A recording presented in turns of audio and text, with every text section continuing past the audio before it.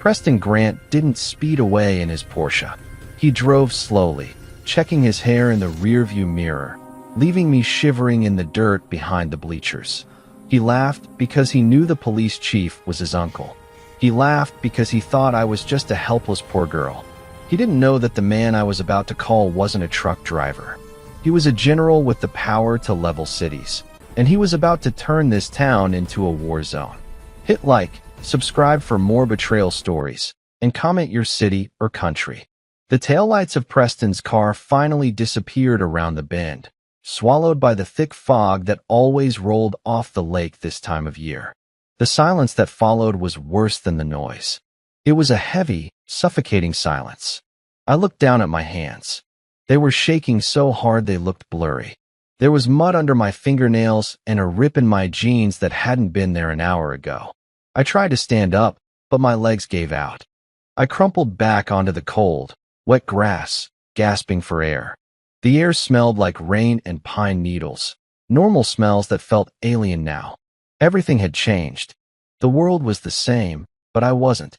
"Get up, Lila," I whispered to myself, my voice sounding like grinding glass. "You have to get up." I forced myself to move, one foot in front of the other. I started walking toward the main road, avoiding the streetlights. I didn't want anyone to see me. I didn't want to see the pity or the judgment in their eyes. In this town, if you crossed a Grant, it was somehow your fault. You shouldn't have been there. You shouldn't have worn that. You should have known your place. My phone buzzed in my pocket. I ignored it. It was probably Mom, asking where I was. The thought of her made a fresh wave of tears burn my eyes. Mom, who worked double shifts at the diner just so I could attend this prestigious, private school on a scholarship. She thought this school was my ticket out. She didn't know it was a hunting ground.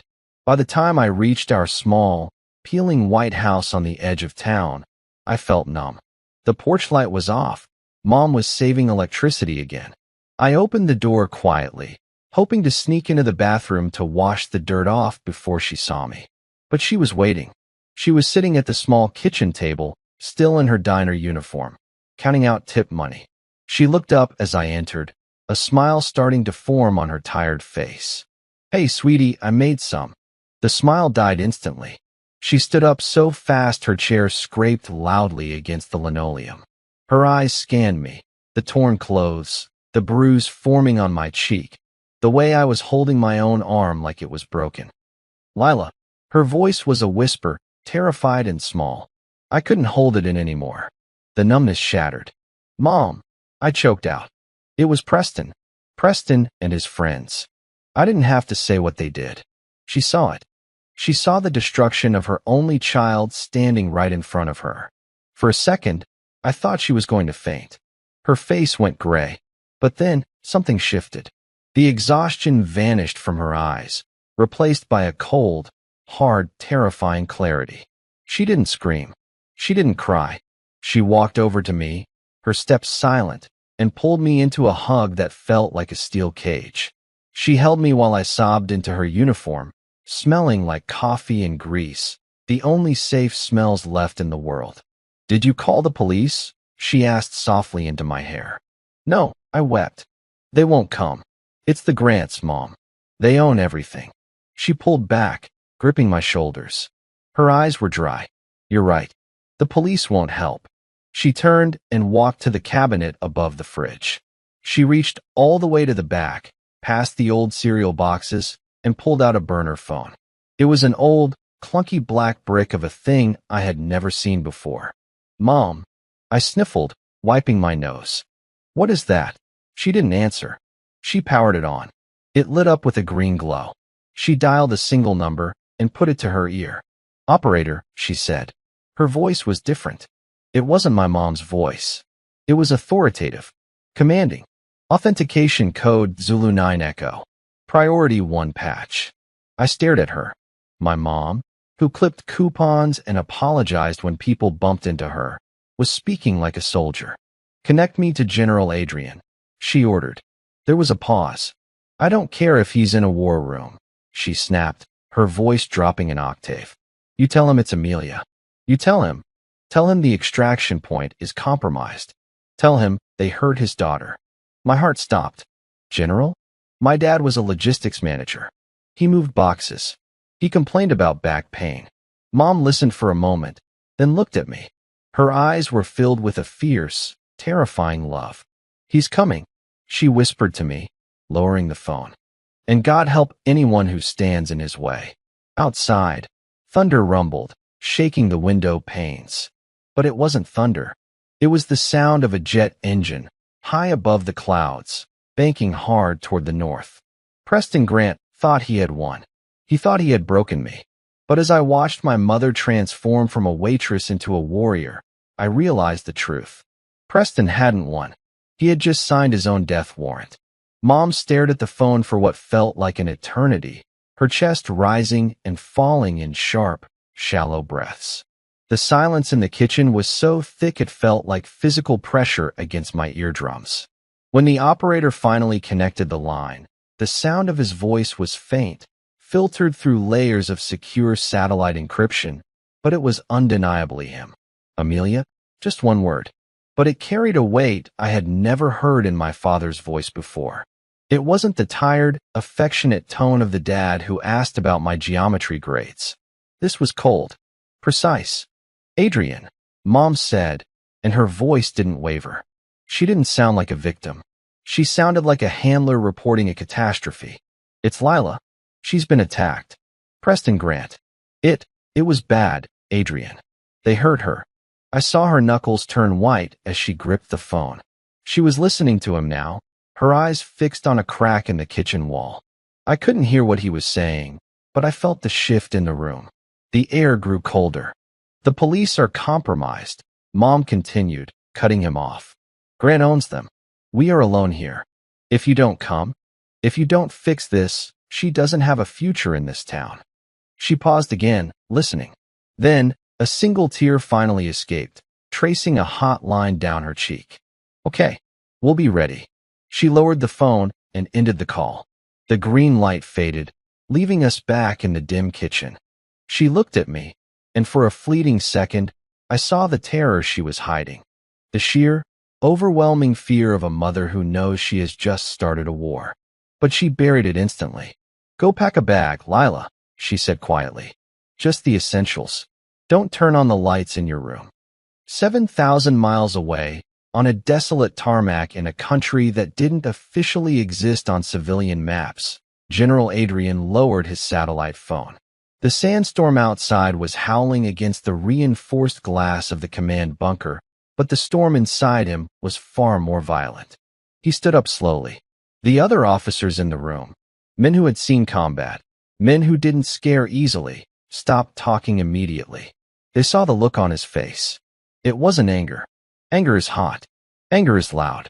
This was absolute zero. It was the look of a man who had just decided that the rules of engagement no longer applied. General, his XO, a major named Thompson, asked cautiously. Sir, is everything all right? Adrian walked to the metal table in the center of the room and looked down at the map of the operation they had been planning for 6 months. A high-stakes extraction of a foreign asset. A mission critical to national security. He swept the map off the table with one smooth, violent motion. Papers and tablets crashed to the floor. Cancel it, Adrian said. His voice was low, a rumble of thunder before the strike. Sir, Thompson stammered. The mission launches in 2 hours. We can't just... I said cancel it. Adrian roared, slamming his fist onto the metal table. The sound rang out like a gunshot. My mission parameters have changed. Prepare the Gulf Stream. I need a flight plan filed for the States. Immediately, Thompson stared at him, bewildered. General, you can't leave the theater. The Pentagon will have your stars for this. What could possibly be more important than this operation? Adrian turned to him. His eyes were dark voids. He reached into his tactical vest and pulled out a worn, laminated photo. It was me, age 10, missing a front tooth, holding a pinwheel he had bought me at a county fair. He looked at it for a long second, his thumb brushing over my face. My daughter, Adrian whispered, the words cutting through the silence like a blade. Someone touched my daughter. He looked back up at Thompson, and the major saw something in the general's eyes that made his blood run cold. It was the promise of violence so total, so complete, that it would leave nothing but ash. "Get me the jet, Major," Adrian commanded, walking toward the exit without looking back. "And get me the encrypted line to the ghost team. I don't need soldiers for where I'm going. I need monsters." As he stepped out into the swirling sand, the wind whipping his fatigues, he didn't feel the heat of the desert. All he could feel was the phantom sensation of his hands around Preston Grant's throat. He wasn't coming home to visit. He was coming home to hunt. The morning after the attack, the sun came up over the lake like nothing had happened. It was bright, offensive, and cheerful. I watched it rise from the edge of my bed, my eyes swollen shut, my body aching in places I didn't know could ache. I hadn't slept. Every time I closed my eyes, I was back in the dirt behind the bleachers, smelling the copper and the pine, hearing the zipper of Preston's jacket. Mom had already been up for hours. I could hear her downstairs, moving with a strange, frantic energy. The smell of bleach was overpowering. She wasn't cleaning, she was purging. She was scrubbing the floors, the counters, the windows, erasing every speck of dust as if she could scrub the memory of last night out of the house itself. When I finally walked down the stairs, she stopped. She was holding a mop, her knuckles white. "We have to go to the police station," she said. Her voice was flat. "Not because they will help, but because we have to be on the record. When your father gets here, he will need the paperwork to prove they failed." I nodded. I felt like a ghost in my own life. I put on a hoodie that was 2 sizes too big, trying to disappear inside the fabric. The drive to the precinct was silent. We passed the high school, and I ducked my head, terrified that Preston or his friends might be there, laughing, watching. But the streets were empty. It was Saturday. The town was sleeping off its Friday night sins. The police station was a brick building that smelled of stale coffee and floor wax. The officer at the desk, a man named Sergeant Miller who I had seen at every high school football game cheering for Preston, looked up from his paperwork. He didn't look concerned. He looked annoyed. "Can I help you, Amelia?" he asked, not even looking at me. "My daughter was assaulted last night," Mom said. She didn't whisper. She said it loud enough for the 2 other officers in the back to hear. "By Preston Grant, Kyle Vance, and Mason Reed." The silence that followed was immediate and heavy. Sergeant Miller slowly put down his pen. He looked at Mom, then at me, his eyes narrowing not with sympathy, but with warning. "That's a serious accusation, Amelia," he said, his voice dropping to a low, patronizing rumble. "Preston is a good kid. Mayor Grant's boy. You sure Lila here didn't just have a regretful night? You know how teenagers get. A little alcohol, a little drama." "I wasn't drinking," I whispered, my voice trembling. "And I didn't. We want to file a report," Mom interrupted, her voice like ice. "Now." Miller sighed, rolling his eyes as if we were wasting his time. He pulled a form from a drawer and slid it across the counter. "Fine. Fill it out. But I'm telling you right now, without physical evidence or witnesses, this is just he said, she said. And around here, the mayor's word carries a lot of weight." We spent an hour filling out the forms. I had to write it all down. Every detail, every touch, every word Preston said. It felt like living it all over again, but in slow motion. When we handed it back, Miller glanced at it, tossed it into a wire basket marked pending, and went back to his coffee. "We'll look into it," he mumbled. "Don't leave town." As we walked out into the blinding sunlight, I felt a new kind of hopelessness settling in. The law wasn't broken here, it was owned. But the betrayal wasn't over. By the time we got home, my phone had blown up. I had 30 missed messages. I opened the first one from a number I didn't know. "Nice try, gold digger. Everyone knows you threw yourself at him." My stomach dropped. I opened the next one. "Trying to ruin the captain's season? Watch your back, trash." I scrolled through Instagram. It was everywhere. A narrative had already been spun. Someone, probably Kyle, had posted a picture of me from a party 3 months ago, holding a red Solo cup, laughing. The caption read, Lila loves the attention. Don't believe the lies. She's just mad Preston rejected her. The comments were a cesspool. People I had known since kindergarten, teachers I had respected, neighbors who waved at us. They were all liking it, sharing it, calling me a liar, a slut, a schemer trying to get a payout from the mayor. Mom, I choked out, showing her the phone. She looked at the screen, her eyes scanning the hate. She didn't get angry.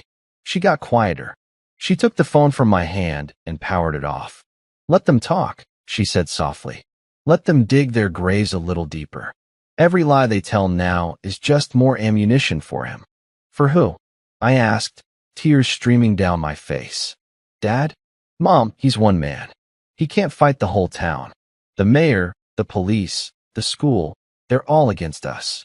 Mom walked to the window and looked up at the sky. The clouds were gathering again, dark and heavy, moving in from the north. He isn't coming alone, Lila, she said.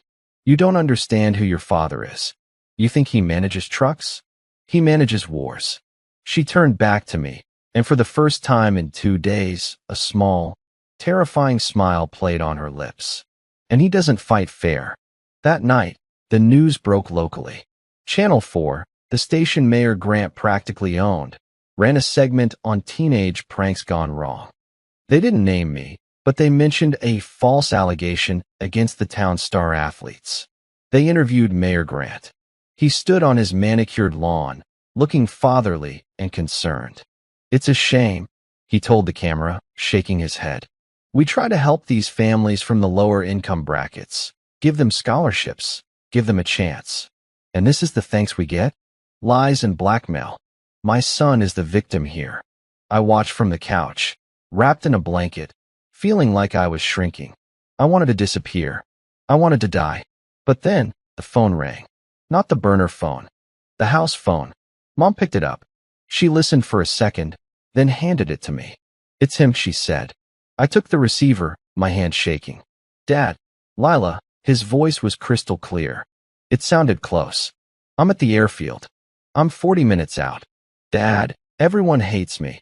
I sobbed, the words spilling out. The police, the news, they're all lying. They said I wanted it. Lila, listen to me, he said. His voice wasn't comforting. It was anchoring. It stopped my shaking. Do not look at the news. Do not look at your phone. What they are saying is noise. It doesn't matter. But they won, I whispered. They already won. No, he said. They haven't won. They've just made the target list bigger.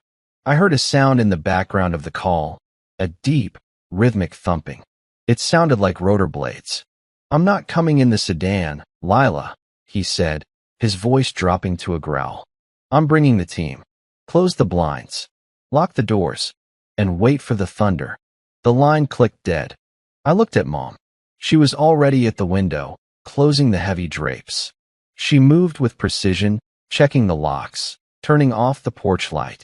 We sat in the darkness of the living room, the silence stretching out. Then we heard it. At first, it was just a vibration in the floorboards. Then a low hum. Then a roar that shook the picture frames on the walls. I ran to the window and peeked through the crack in the curtains. 2 black SUVs with tinted windows were tearing down our street, moving in perfect formation. They didn't slow down for the speed bumps. They swerved into our driveway, tires screeching, boxing in the front of the house. The doors flew open. 4 men stepped out. They weren't police. They weren't soldiers in uniform. They wore plain clothes, dark jackets, cargo pants, boots. But they moved like predators. They scanned the street, the trees, the rooftops in a single, fluid motion. And then, the driver's door of the lead vehicle opened. My dad stepped out. He looked the same, but entirely different. He was wearing a black tactical vest over a gray t-shirt.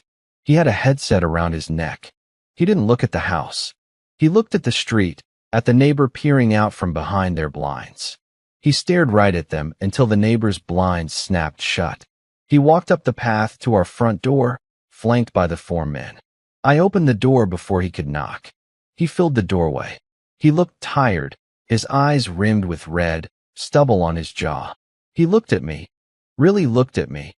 taking in the bruise, the fear, the way I was holding myself. He didn't say a word.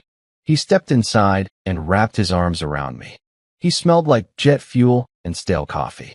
I buried my face in his chest, and finally, for the first time since the attack, I felt safe. "I'm here," he whispered into my hair.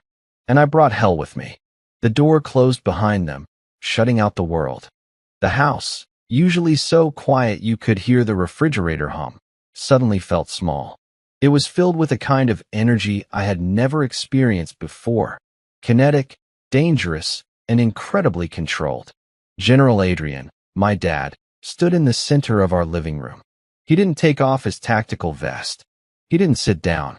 He looked at the peeling wallpaper, the worn carpet, and the stack of unpaid bills on the counter. His jaw tightened, a muscle feathering near his ear. It wasn't judgment. It was guilt. He had been away fighting other people's wars while his own castle was crumbling. "Clear the perimeter," he said quietly to the men. Without a word, 3 of the men vanished into the rest of the house. One went to the back door, one to the kitchen, and one upstairs. They moved silently, checking windows, scanning for bugs, securing the space. The 4th man, the one Dad had called Major Thompson, stayed by the door, arms crossed, his eyes scanning the street through the peephole. Dad finally turned to Mom.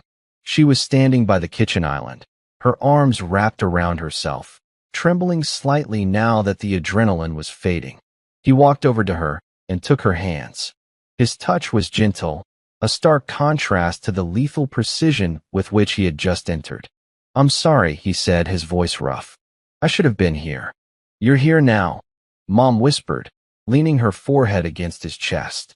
He held her for a moment, then turned his attention to me. He walked over to the couch where I was sitting, still wrapped in the blanket. He kneeled down on one knee, so he was eye level with me. Up close, he looked older than I remembered. There were new lines around his eyes, gray in his beard. But his eyes were the same, intense, piercing blue. "Lila," he said, "I need you to tell me everything. I know you told the police. I know you told your mother. But I need you to tell me." "It hurts to talk about it," I whispered. "I know," he said. "But the police report is a lie. The news is a lie. I need the truth so I can dismantle them, piece by piece." So I told him.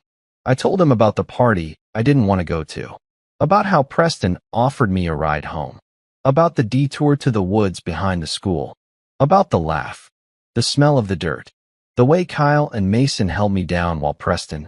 I couldn't finish the sentence. I broke down, sobbing into my hands. Dad didn't flinch. He didn't look away. He listened to every word, absorbing the horror of it. He didn't offer empty platitudes. He didn't say it's going to be okay. He just nodded, his face hardening into a mask of stone. When I was done, he stood up. He walked over to Major Thompson. "Get the team on the comms," he said. "I want a full digital workup on Preston Grant, Kyle Vance, and Mason Reed. I want their parents' financials. I want their phone records. I want to know where they buy their coffee and who they cheat on their taxes with. I want everything." "Yes, General," Thompson said, tapping his earpiece. "And Thompson," Dad added, his voice dropping to a whisper that carried across the room, "find out which judge signed the warrant to bury the evidence. Consider it done." Dad turned back to us. "We're not staying here tonight. It's not secure. They know where you live." "Where are we going?" Mom asked, looking around at the only home she had known for 20 years. "I've set up a command post," Dad said. "Old logistics hub outside of town. It's off the grid." "Dad?" I asked, wiping my eyes. "What are you going to do?" He looked at me, and for a second, the soldier vanished, and I just saw a father who was in pain.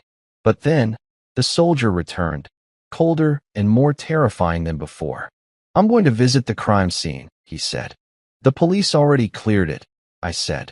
"They said there was nothing there." "The police looked with their eyes closed," he said. "I'm going to look with mine open." He motioned for the men. "We move in 5. Pack the car." 20 minutes later, we were in the back of one of the black SUVs, speeding toward the edge of town. But instead of going to the safe house, Dad had the driver pull over near the school. It was dark now.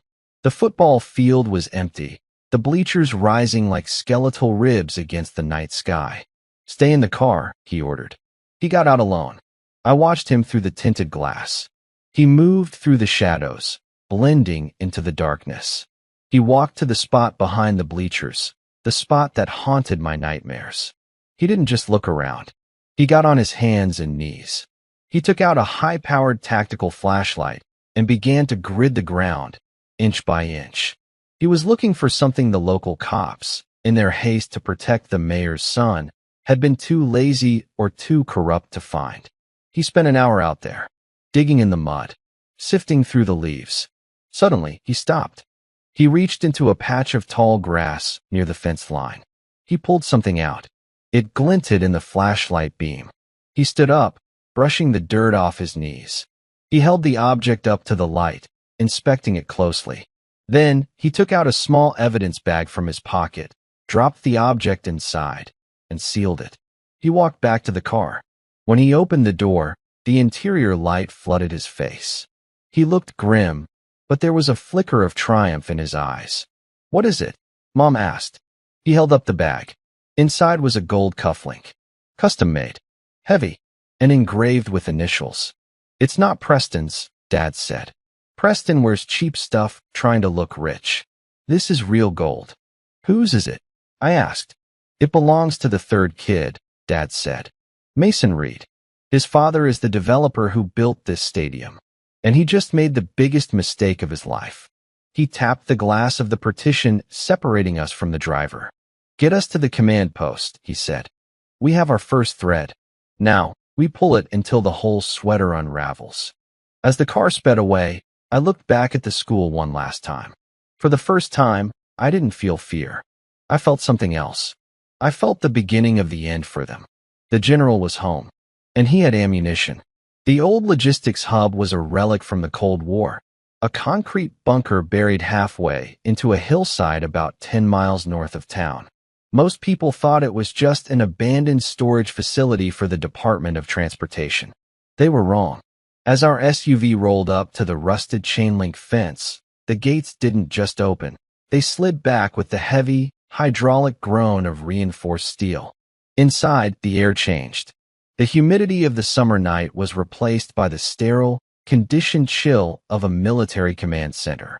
Dad led us inside. The space was buzzing, not with noise, but with the silent, terrifying efficiency of digital warfare. 3 rows of desks had been set up in the center of the concrete floor. Monitors glowed with streams of data, satellite feeds, scrolling lines of bank transactions, and live surveillance footage. The men Dad had brought with him were already working, their fingers flying across keyboards.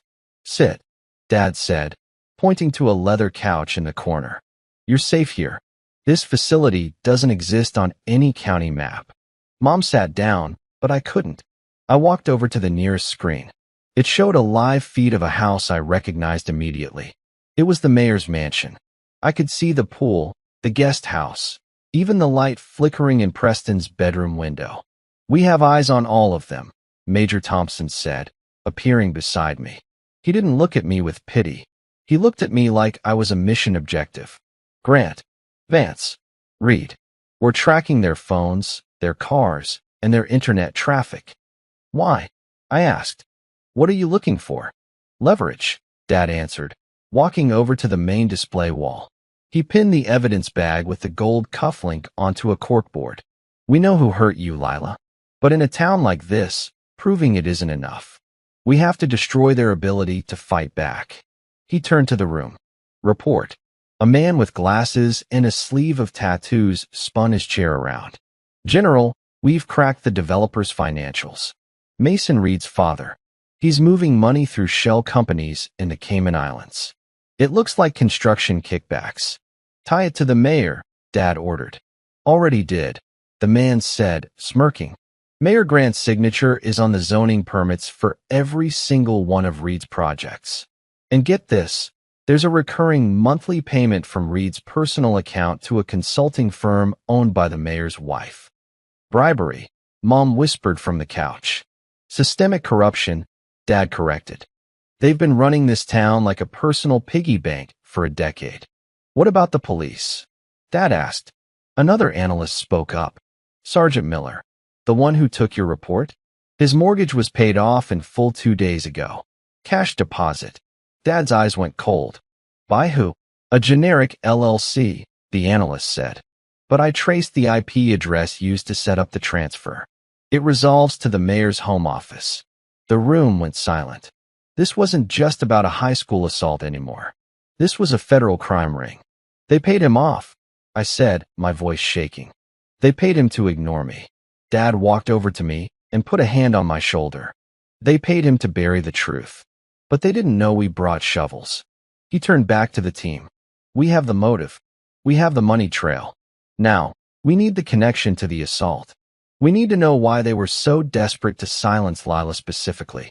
Sir, Major Thompson interrupted, holding up a tablet. I think you need to see this. We just decrypted Preston's cloud backups. Dad took the tablet. He swiped through a few images, his face hardening with every second. Then he stopped. He looked at the screen for a long time, his expression unreadable. What is it? Mom asked, standing up. Dad didn't answer her. He looked at me. Lila, the night of the party, did you hear them talking about anything? Before it happened.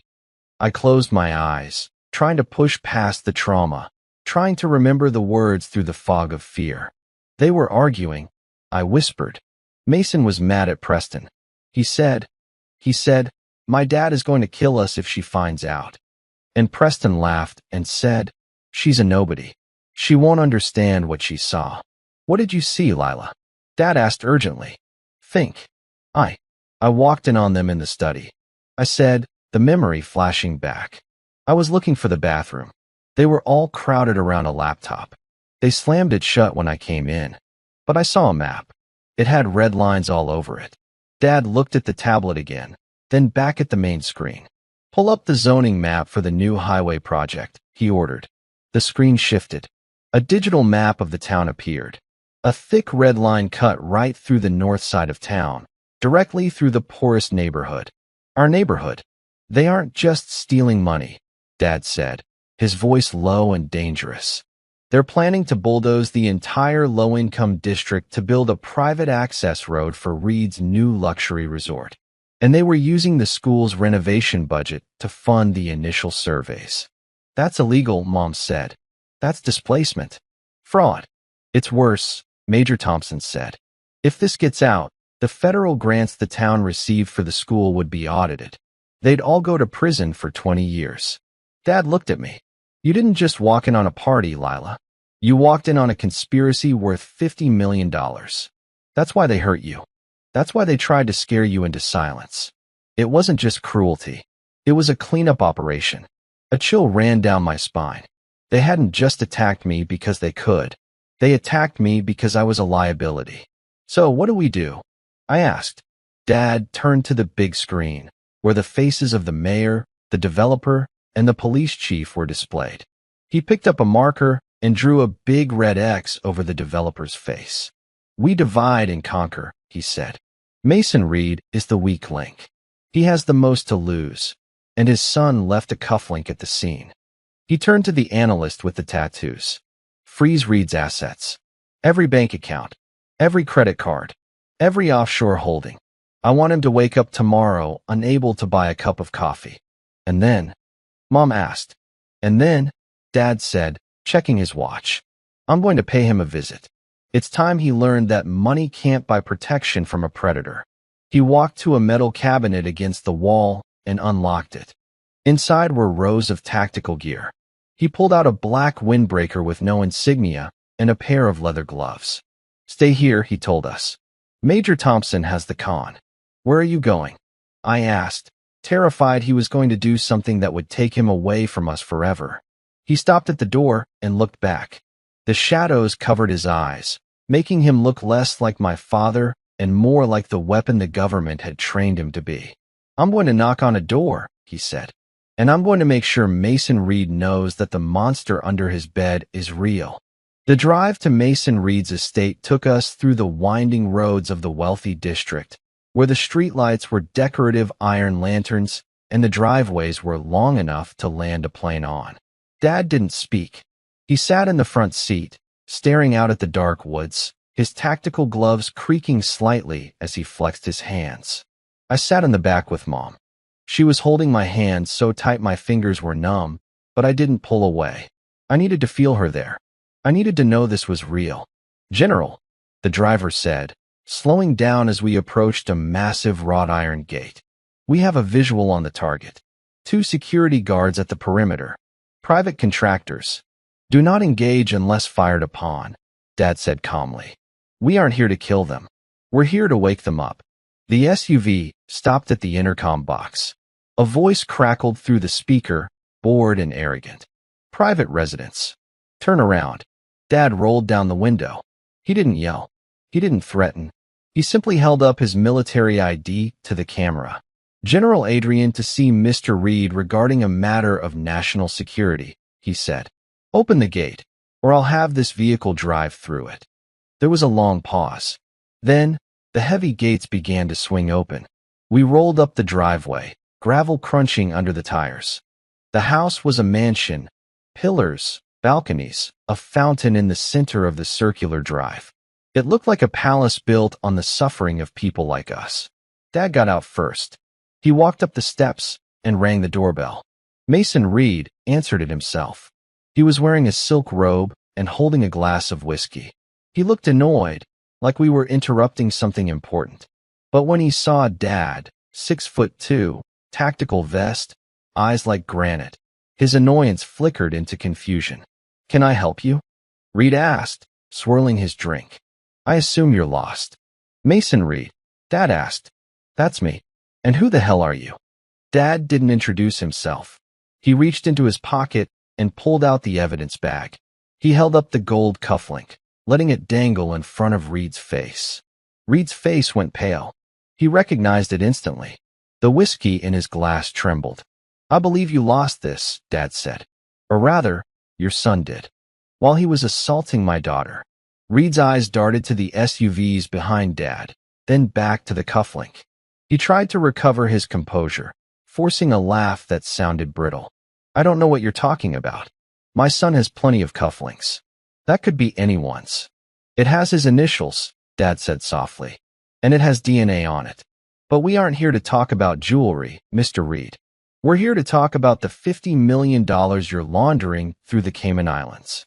The glass slipped from Reed's hand. It shattered on the porch, amber liquid splashing over his expensive slippers. You can't," Reed stammered, stepping back. "Who are you?" "I'm the man who just froze your assets," Dad said, stepping into the doorway, forcing Reed to retreat into his own foyer. "As of 10 minutes ago, your accounts at First National are locked. Your offshore shell companies have been flagged by the Treasury Department. You can't buy a pack of gum right now, let alone a judge." Reed backed up against a marble table, his face sweating. "This is harassment. I'll call the mayor. I'll have you arrested." "Call him," Dad challenged. "Please. I want him to know I'm here." Dad pulled out his phone and tapped the screen. "But before you do, you should know that my team just sent a little package to the IRS, and the FBI, and the local news stations in the capital." He turned the phone around so Reed could see the screen. It was an email draft, attached with PDF files of bank statements, zoning permits, and wire transfers. "The send button has already been pressed," Dad said cold. "The first domino just fell. Mason, you have about 20 minutes before your phone starts ringing off the hook. And it won't be your friends calling. It will be federal agents." Reed looked like he was going to be sick. He slumped against the wall, the fight draining out of him. "What do you want?" he whispered. "I want the truth," Dad said, leaning in close. "I want you to tell me exactly what the mayor is planning. I want you to tell me who gave the order to silence my daughter. And if you lie to me, if you leave out a single detail, I will make sure you spend the rest of your life in a cell so small you can't stand up in it." Reed looked at Dad, then out past him to the SUV where I was watching. He looked at me, really saw me, and realized that the girl he thought was trash had just brought an army to his doorstep. "It was Grant," Reed choked out, his voice trembling. "It was all Grant. He told the boys to scare her. He said if she talked about the map, the whole deal would collapse. He said to make sure she was too ashamed to speak. Dad nodded slowly. He told them to hurt her. He told them to break her. Reed admitted, tears of fear welling in his eyes. Dad turned around and walked back down the steps. He didn't look back at Reed, who was now sliding down the wall to the floor, weeping into his hands. Dad got back into the car. The interior light was off, but I could feel the heat radiating off him. He gave us the mayor, Dad said to Major Thompson. We have the testimony. What now? Mom asked. Dad looked at the mansion one last time as we pulled away. Now, he said, we take the head off the snake. The sun hadn't even risen when the next phase began. We were back at the bunker, but the mood had shifted from analysis to execution. Dad was standing at the main console, a headset on one ear, directing traffic like a conductor of chaos. Bank authorizations are frozen, an analyst reported. Mason Reed just tried to transfer $2 million to a Swiss account. We flagged it as terrorist financing. The account is locked. Good, Dad said. Now for the muscle. He turned to the large screen where Sergeant Miller's face was displayed. This man thinks he's untouchable because he has a badge, Dad said to the room. He thinks the law is a shield he can hide behind while he sells justice to the highest bidder. Today, we stripped that shield away. I watched as Dad's team began to pull apart Miller's life. It wasn't just the mortgage payoff. They found gambling debts. They found emails to a local bookie sent from his police cruiser's laptop. They found dashcam footage from 3 years ago that had been lost, footage of him taking an envelope of cash from one of Mayor Grant's associates during a traffic stop.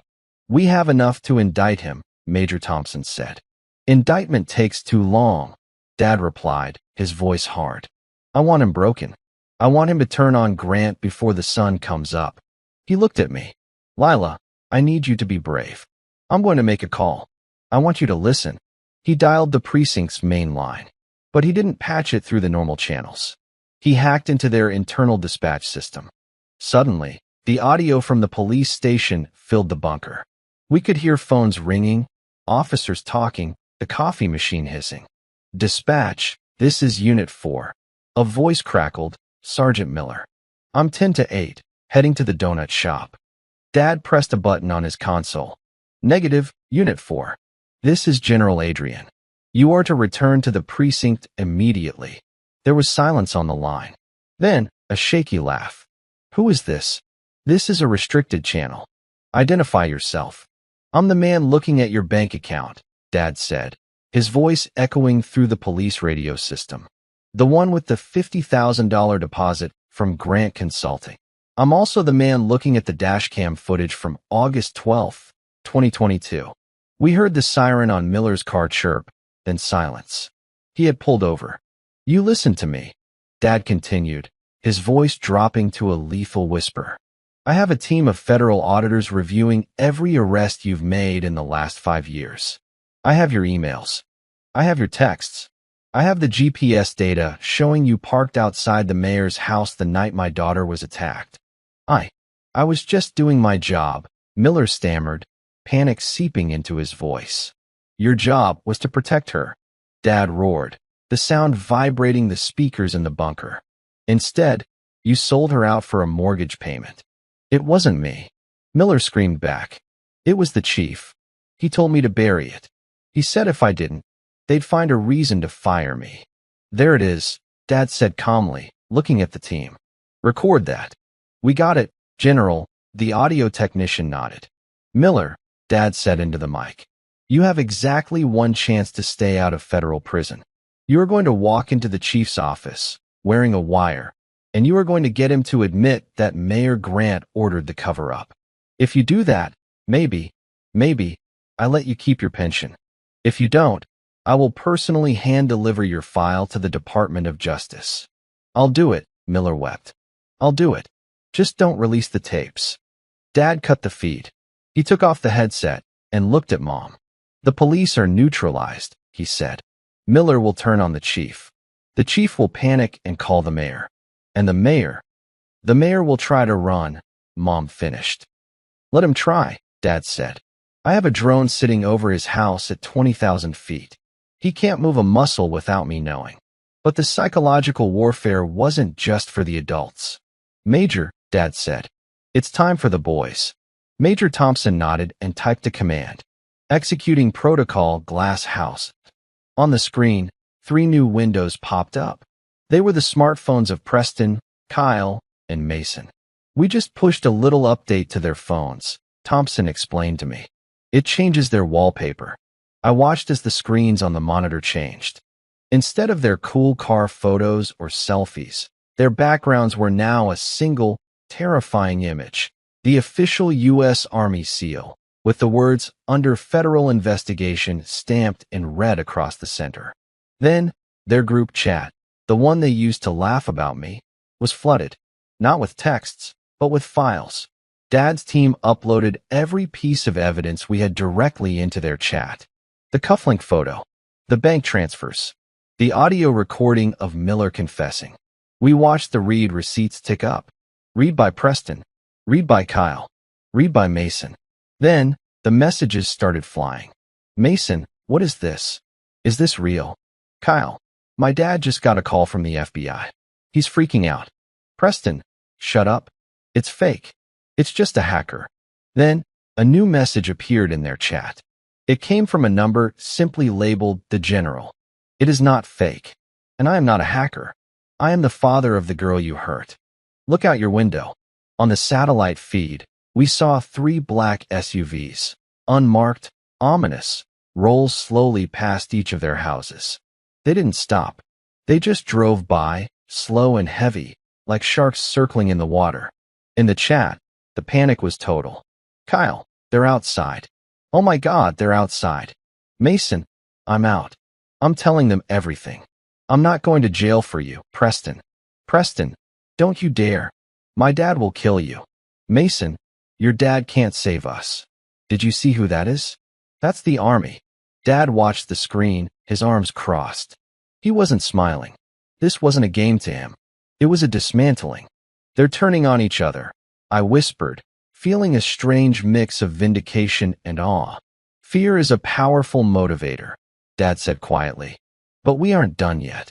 Preston is still arrogant. He thinks his father can fix this. He turned to Major Thompson. Prepare the convoy.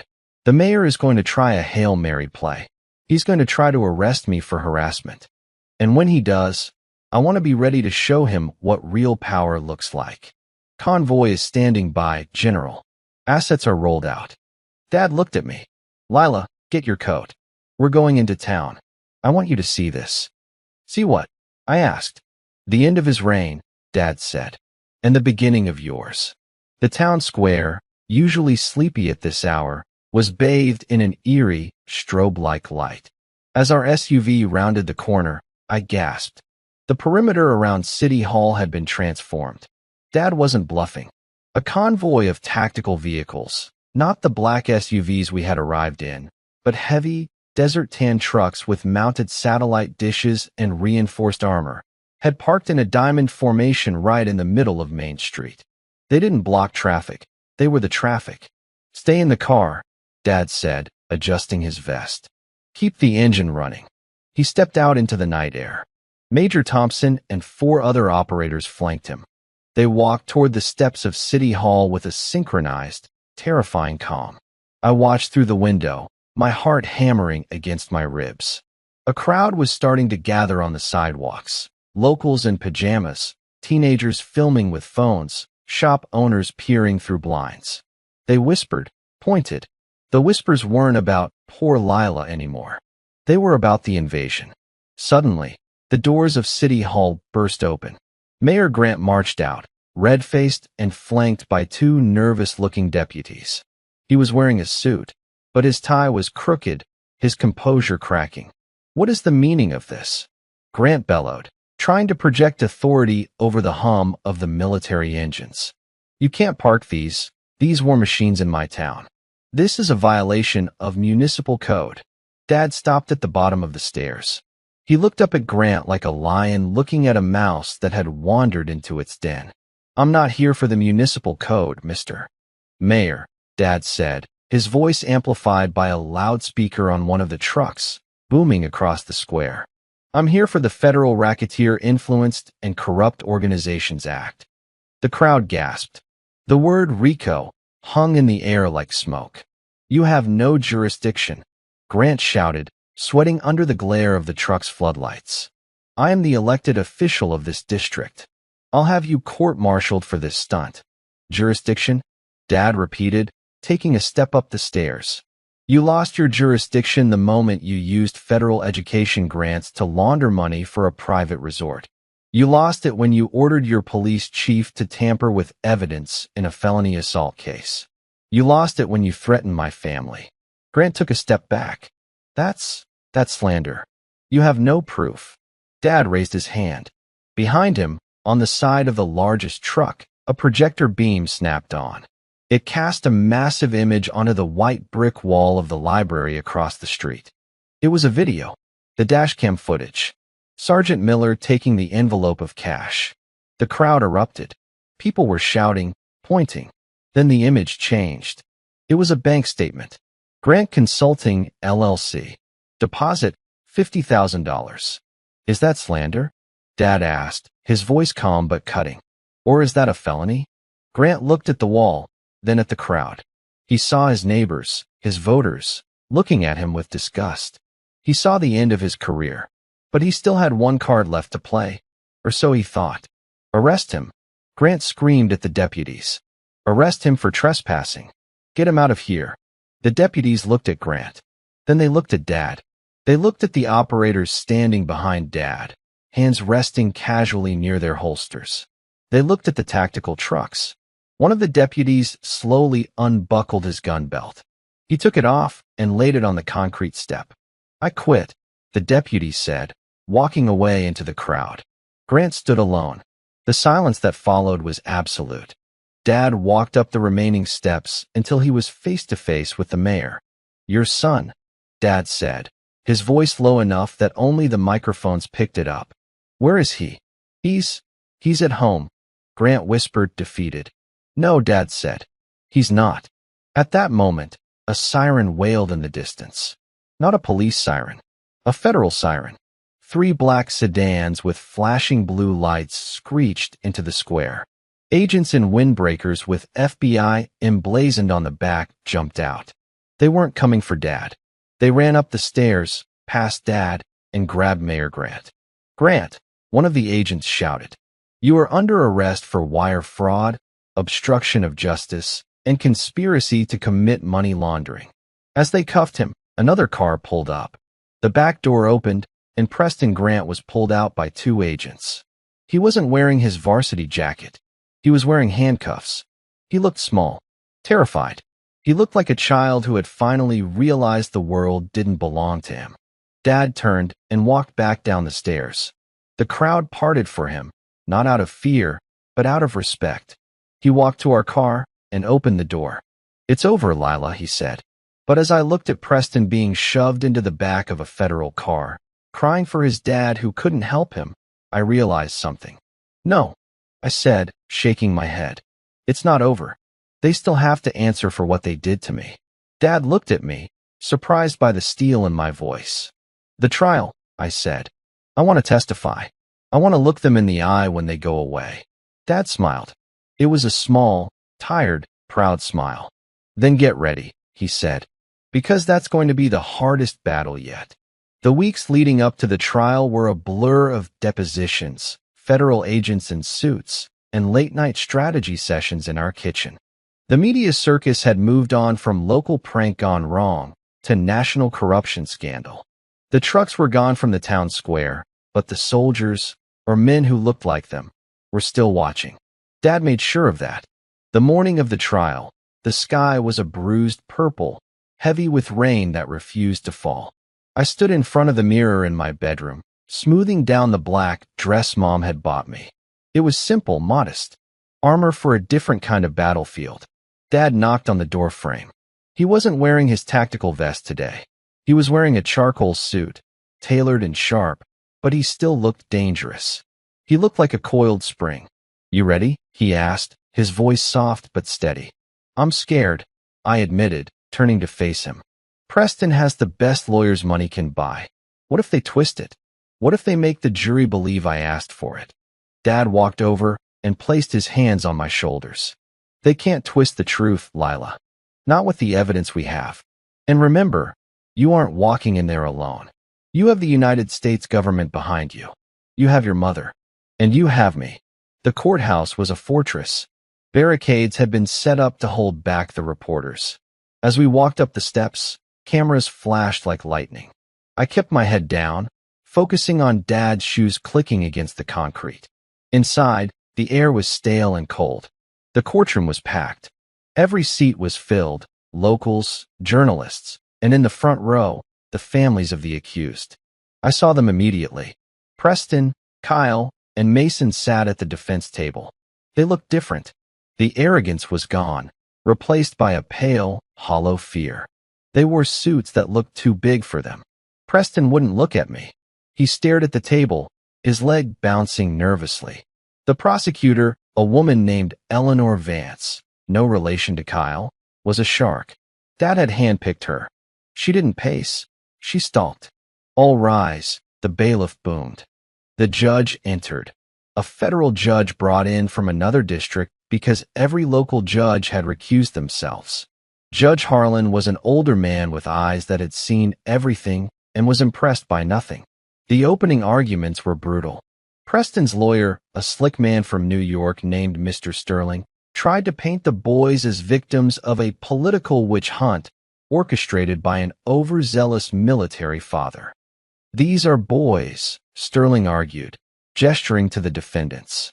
Promising young men with bright futures.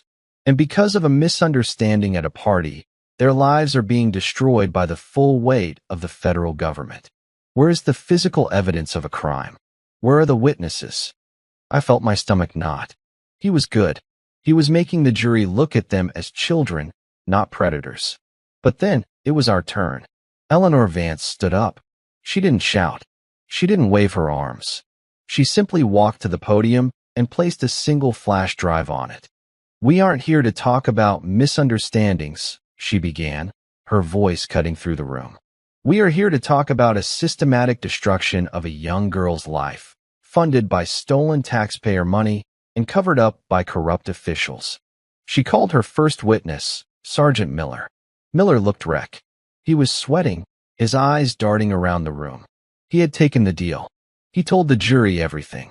The call from the chief, the envelope of cash, the instructions to lose my statement. The jury whispered. I saw a woman in the back row shake her head in disgust. But Sterling tore him apart on cross-examination. "You're an admitted felon, Sergeant Miller. You accepted bribes. You lied on police reports. Why should this jury believe a single word you say now? You're just saying what the government wants you to say to save your own skin, aren't you?" Miller stammered. I'm telling the truth now. Are you?" Sterling sneered. "Or are you just a liar who got caught?" My heart sank. Sterling was planting doubt. He was making it look like a conspiracy against the boys. We needed something undeniable. "The prosecution calls Lila," Vance announced. The room went dead silent. I stood up. My legs felt like jelly. I walked to the stand, feeling hundreds of eyes on me. I swore to tell the truth. I sat down. "Lila," Vance said gently, "tell the jury what happened that night." I took a breath. I looked at Dad. He nodded, just once. I told them. I didn't use the script I had practiced. I just spoke. I told them about the cold, the smell of the dirt, the way they laughed, the way I begged. I told them about the walk home, the shame, the feeling that I was dirty and broken. I saw jurors crying. I saw the judge looking down at his notes, his jaw tight. But Sterling was waiting. He stood up for cross-examination. He smiled, a predatory, fake smile. "Lila," he said, "you went to the party voluntarily, didn't you?" "Yes," I whispered. "And you were drinking?" "I had a soda." "A soda? At a high school party?" He raised an eyebrow. "Come on, Lila. Everyone was drinking. Isn't it possible your memory is a little fuzzy?" "No," I said firmly. "Isn't it true," he continued, stepping closer, "that you had a crush on Preston? That you were angry he didn't want a relationship with you?" Isn't this whole story just revenge for a broken heart? Objection, Vance shouted, badgering the witness. I'm establishing motive. Sterling shot back. No, I shouted, surprising myself. The room froze. It wasn't revenge. He hurt me. He hurt me because he thought he could get away with it. He thought because his dad was the mayor, I didn't matter. Sterling smirked. So you admit you were focused on his father's status? He was twisting everything. I felt trapped. I felt like I was back behind the bleachers, unable to breathe. But then, the doors at the back of the courtroom opened. Dad stood up. He wasn't looking at me. He was looking at the defense table. Your Honor, Vance interrupted, looking at her phone which had just buzzed. The prosecution requests a brief recess. New evidence has just arrived. Judge Harlan looked annoyed. This is highly irregular, Ms. Vance. It is highly relevant, Your Honor, she insisted. It changes everything. The judge granted a 10-minute recess. Dad walked over to the prosecution table. He handed Vance a small digital recorder. Where did you get this? She whispered, her eyes widening. Mason Reed, Dad said grimly. The father. He cracked. He gave us his son's cloud password. When court resumed, the mood had shifted. Vance looked like a hunter who had just cornered her prey. Your Honor, she said, we would like to enter Exhibit G into evidence. An audio file recovered from the defendant Mason Reed's personal cloud storage. It was recorded on his phone the night of the incident. Sterling jumped up. Objection. We haven't heard this. This is ambush trial tactics. Overruled, Judge Harlan said. Play it. The bailiff pressed play on the laptop connected to the courtroom speakers. Static hissed. Then voices. Young, drunk, arrogant voices. Dude, did you see her face? It was Preston. His voice was unmistakable. She was crying like a baby. You think she'll talk? That was Kyle. Who cares? Preston laughed. That same jagged laugh that haunted my dreams. My dad owns the cops. Besides, who's gonna believe the scholarship trash over us? We just put her in her place. She needed to learn not to snoop around where she doesn't belong. I don't know, man, Mason's voice said, sounding nervous. She saw the map. If she talks about the road. She won't, Preston snapped. I made sure she was too scared to talk. We broke her. The recording ended. The silence in the courtroom was absolute. It was heavier than the silence in the bunker. It was the silence of the grave. I looked at Preston. He wasn't bouncing his leg anymore. He was staring at the table, his face the color of ash. Sterling, his lawyer, was slowly closing his notebook. He knew it was over. We broke her, Vance repeated, letting the words hang in the air. Those were your words, Preston? You broke her. She turned to the jury. They didn't just assault her. They confessed to it. They bragged about it. And they admitted the motive was to cover up a multi-million-dollar fraud scheme. She sat down. Sterling didn't ask any more questions. He didn't even look at the jury. The closing arguments were short. The jury deliberated for less than an hour. When they came back, the foreman, a mechanic with grease under his fingernails, stood up. He wouldn't look at the defendants. He looked right at me. On the count of conspiracy to commit obstruction of justice, he read, we find the defendant Preston Grant guilty on the count of aggravated assault, guilty on the count of wire fraud, guilty. The word guilty rang out 21 times, once for each boy, on every single charge. Preston's mother let out a wail in the front row. Mayor Grant, sitting in handcuffs in the back, just put his head in his hands. Judge Harlan looked at the boys.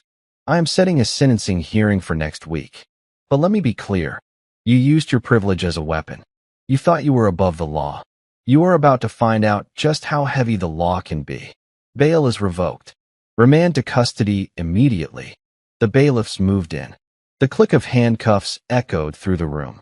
I watched them being led away. Preston looked back. Our eyes met. He didn't look angry. He looked small. He looked like a boy who realized too late that he wasn't the main character of the world. I felt Dad's hand on my shoulder. It's done, he whispered. I took a deep breath. The air in the courtroom didn't smell stale anymore. It smelled like rain. It smelled like it was finally over. But as we walked out, I knew there was one more thing to do. The money. The corrupt millions they had stolen.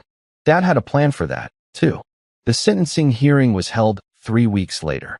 The leaves on the trees outside the courthouse had turned a violent shade of red, matching the mood in the town. The courtroom was even fuller than before. But this time, the atmosphere was different. There was no whispering, no speculation, just a heavy, suffocating dread coming from the defense table. Preston, Kyle, and Mason were brought in wearing orange jumpsuits. They were shackled at the wrists and ankles. The arrogance that had defined them for years, the varsity jackets, the fast cars, the sneers, had been stripped away, leaving them looking like what they were, scared children facing the consequences of adult crimes. Judge Harlan didn't waste time. He read the sentencing guidelines with a monotone voice that made the words sound even more final. "Preston Grant," he said, looking over his glasses. "You were the ringleader. You used your father's position to terrorize a young woman. You orchestrated a cover-up. You showed no remorse until you were caught." Preston stood up, his legs shaking so hard the chains rattled. "I sentence you to 15 years in federal prison," the judge said, with no possibility of parole for the first 12. Preston's knees buckled. He collapsed back into his chair, sobbing. His mother screamed, a raw, animal sound that echoed off the mahogany walls. "Kyle Vance," the judge continued. 10 years. Mason Reed. 8 years. It was a massacre. But the judge wasn't done. He turned his attention to the back of the room, where former Mayor Grant and the developer, Mr. Reed, were sitting in a holding cell, watching their sons be destroyed. "And as for the parents," Judge Harlan said, his voice dropping to a growl, "your trials are separate, but let this be a preview. The federal government is seizing all assets connected to the RICO predicate acts. That means the homes, the cars, the offshore accounts, the land intended for the resort." He banged his gavel. "Court is adjourned." As the bailiffs led the boys away, I didn't feel joy. I didn't feel happy. I felt light.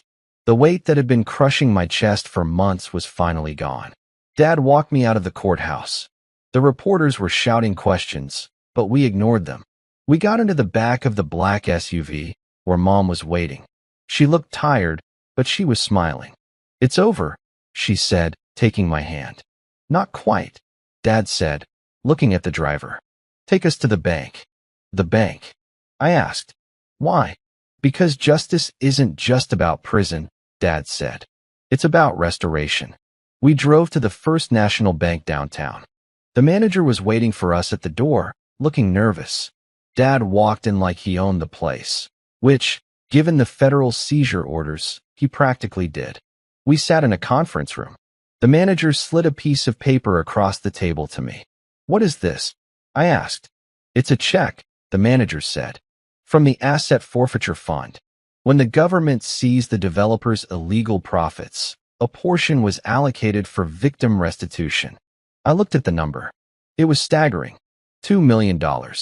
This is their money," I whispered. "It was their money," Dad corrected. "Now it's your future." I looked at the check, then at Dad. "I don't want it. I don't want their dirty money." "It's not dirty anymore," Dad said gently. "It's been scrubbed. And you aren't going to spend it on cars or clothes. You're going to use it to make sure this never happens again." He pulled out a folder. "I've already drawn up the paperwork.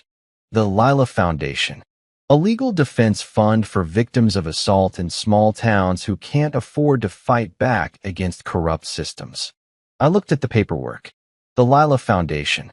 You want me to run it?" I asked. "I want you to lead it," Dad said. "You have a voice now, Lila. You took down a mayor. You took down a dynasty. People will listen to you." I looked at the check again. I thought about all the other girls in towns like this. Girls who didn't have a general for a father. Girls who were silenced, shamed, and broken by powerful men. I picked up the pen. "Okay," I said. "Let's do it." But the reckoning wasn't just financial. That evening, Dad drove me to one last location. The high school. It was empty. The football field was dark. But the bulldozers were there. Not the developers' bulldozers. Ours. What's happening? I asked. The town council, the new town council, voted to demolish the old bleachers, Dad said. They're building a new student center, a safe space, and they're naming it after you. I watched as the massive yellow machine roared to life. The metal claw reached out and grabbed the wooden stands, the place where my nightmare had begun. With a sickening crunch, it tore the wood apart. Splinters flew.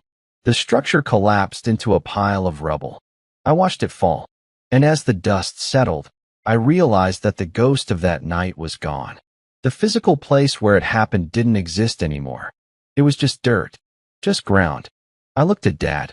He was watching me, his face illuminated by the headlights of the bulldozer. Thank you, I whispered. You did this, Lila, he said. I just provided the logistics. You provided the courage. He put his arm around me. Now let's go home. I think Mom is making dinner. And for the first time in 20 years, I don't have to go back to base. You're staying? I asked, hope blooming in my chest. I retired this morning, he said, pulling a folded letter out of his pocket. Effective immediately. My war is over. My new mission is right here. We stood there for a moment longer, watching the wreckage of the past being cleared away to make room for the future. The months that followed the demolition of the old bleachers were strange. For so long, my life had been defined by a single moment of violence. Then, it was defined by the war we waged to fix it. Now, for the first time, the silence in our house wasn't heavy. It was peaceful. The town changed, too. It was slow at first, with the mayor in federal prison and the police department under new management. A tough, no-nonsense woman from Chicago named Chief Harper. The fear that had suffocated everyone began to lift. The Grant dynasty was dead. The statues of the mayor's grandfather in the park were quietly removed by the city council. But the biggest change was in me. I sat on the front porch of our house, watching the sunset. It was late autumn now. The air was crisp and smelled of wood smoke. Dad walked out, holding 2 mugs of hot chocolate. He had traded his tactical vest for a flannel shirt, but he still walked with that same military precision. He sat down on the swing next to me. You're thinking too loud, he said, handing me a mug. I can hear the gears turning. I smiled, wrapping my hands around the warm ceramic. I was just thinking about the foundation. We got our first letter today. Oh, Dad asked. From who? A girl in Texas, I said. Her school tried to suspend her for reporting a teacher. Her dad is a mechanic, and they can't afford a lawyer. She saw my interview on the news. Dad looked at me, his blue eyes serious. And what did you do? I authorized the funds, I said. And I sent our legal team to Texas. They land tomorrow morning. Dad nodded slowly, a look of immense pride spreading across his face. That's my girl. You aren't just surviving anymore, Lila. You're hunting. You're hunting injustice. I learned from the best, I said, leaning my head on his shoulder. We sat there for a while, just watching the orange and purple streaks in the sky. A year ago, I was a broken girl shivering in the mud, thinking my life was over. I thought I was trash. I thought I was nothing. But I wasn't nothing. I was the daughter of a general. And more importantly, I was a survivor who had turned her scars into a shield for others. Dad, I asked softly. Yeah, kiddo. Do you think they'll ever come back? The fear, the nightmares. Dad took a sip of his cocoa. He didn't lie to me. He never did. The memories won't go away, Lila. They're part of you now. But they don't own you. You own them. They are just reminders of what you survived. He reached into his pocket and pulled out a small velvet box. I have something for you, he said. I opened it. Inside wasn't jewelry. It was a pin. A small, golden pin in the shape of a phoenix rising from ashes. The team wanted you to have this, he said. Major Thompson said you earned your rank. I ran my thumb over the gold wings. I pinned it to my jacket, right over my heart. I love it, I whispered. Mom came out onto the porch then, wiping her hands on a dish towel. She looked younger, too. The lines of worry that had etched her face for years were softening. Dinner is ready, she said, smiling at the two of us. But before we eat, look at the street. I looked up. A black car was driving slowly past our house. It wasn't an FBI agent. It wasn't a threat. It was Mrs. Reed, Mason's mother, the wife of the developer who had tried to ruin us. She stopped the car for a second. She looked at us on the porch. She didn't wave. She just nodded, a small, humble acknowledgement of defeat and respect. Then she drove on. They know, Dad said quietly. They all know. This is your town now, Lila. I stood up, feeling the cool wind on my face. I wasn't afraid of the dark anymore. No, I said, looking at my parents, the army that had saved me. It's our town. We walked inside together, closing the door on the past and turning on the lights for the future. Wow, what a journey. From the darkness behind the school to the steps of the courthouse, Lila and her father showed us that no matter how powerful the enemy is, the truth, backed by a little military firepower, always wins. Now, I have a question for you, and I want you to be honest. If you were in the general's shoes, if you had that power, would you have stopped at the courtroom? Or would you have taken a darker path of revenge? Let me know in the comments. I read every single one. And hey, I see you watching from all over the world. Represent your home. Comment your city or country below so I can see how far our Betrayal Stories Lab family has grown. If this story made your heart race, or if you just love seeing justice served cold, please do me a huge favor. Hit that like button gently and subscribe. It helps us bring more of these epic tales to you. We are working on our next story right now. It's a thriller about a husband who thought he could hide a double life from his wife until he found out she was the one watching him. You do not want to miss it. Until then, stay safe, stay strong, and never let anyone silence you. See you in the next video.